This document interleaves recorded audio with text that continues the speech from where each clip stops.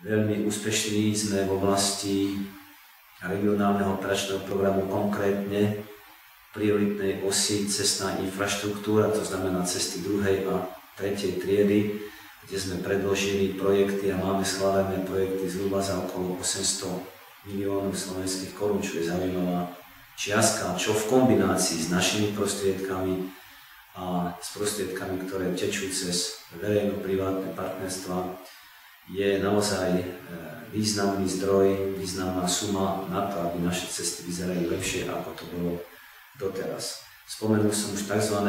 Orientačné hnedé tabule, ktoré orientujú turistov k zaujímavým cieľom v našom kraji. Toto bolo tiež zafinancované z európskych štrukturálnych fondov. Darí sa nám čerpať aj prostriedky na modernizáciu a rekonštrukciu našich stredných škôl, domov sociálnych služieb a domov dôchodcov.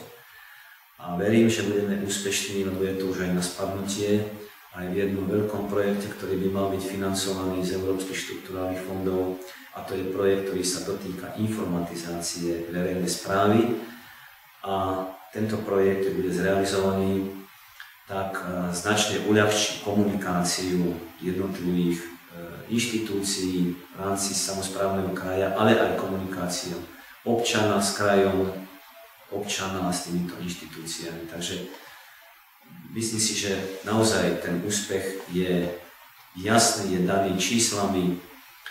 My sme aj vďaka štrukturálnym fondom mohli urobiť to, že sme za tieto 4 roky okolo 1,6 miliardy slovenských korún dokázali vynaložiť na obnovu a rekonštrukciu našej cestnej siete, čo je veľmi dôležité, pretože my sme najvidickejší kraj a tie cestné spojenia sú nesmierne dôležité preto, aby občania sa mohli dostať do práce, mohli sa dostať žiaci do škôl. V rámci zlepšenia tej situácie pre občanov sme urobili aj to, že sme ako prvý vypracovali aj plán dopravnej obslužnosti.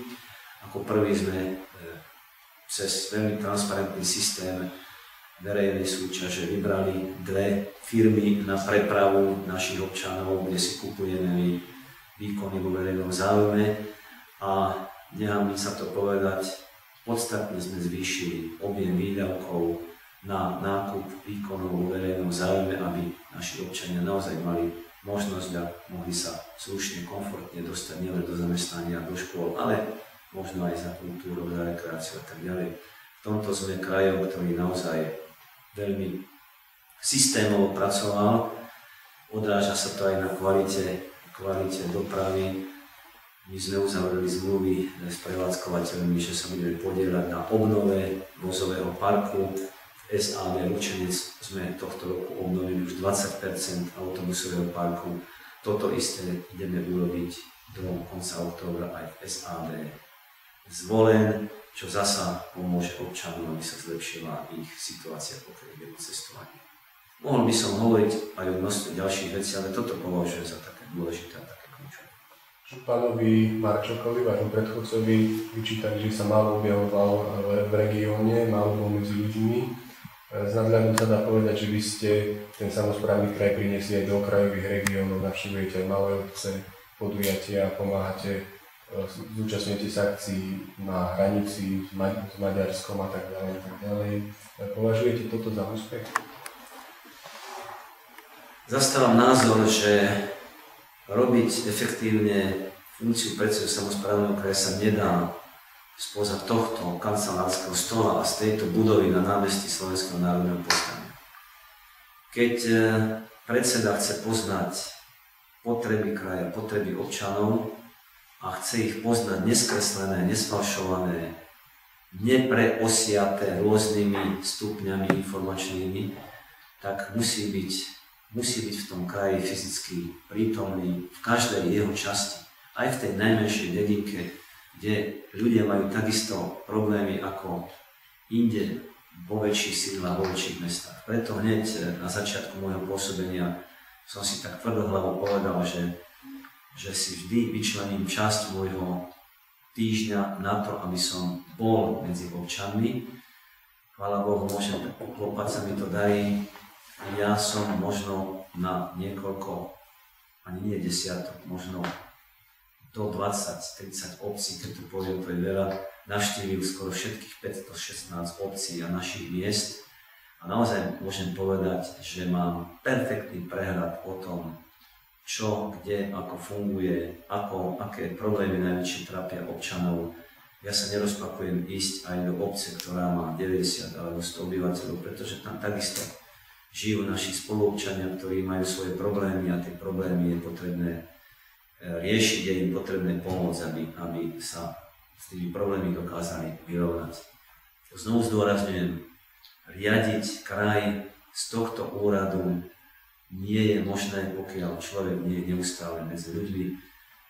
Ja sobota, nedeľa, víkendy som neustále vonku a z pracovného týždňa minimálne 2 dní som takisto, ja to hovorím, že som v teréne medzi občanmi, čiže povedal by som to takto, ak má pracovný týždeň, môj pracovný týždeň, 7 dní, 2 víkendové, z tých 7 dní som 3 dní na úrade, ale 4 dní som medzi ľuďmi a preto možno mám aj potom tú výhodu, že poznám veľmi detailné problémy a keď mi niekto chce podsunúť, že túto cestu nerobte, lebo tá cesta ešte je v poriadku, no tak ja poviem tomu príslušnému manažerovi, nehnevajte sa na mňa, nie je v poriadku, lebo minulý týždeň som po tej ceste išiel.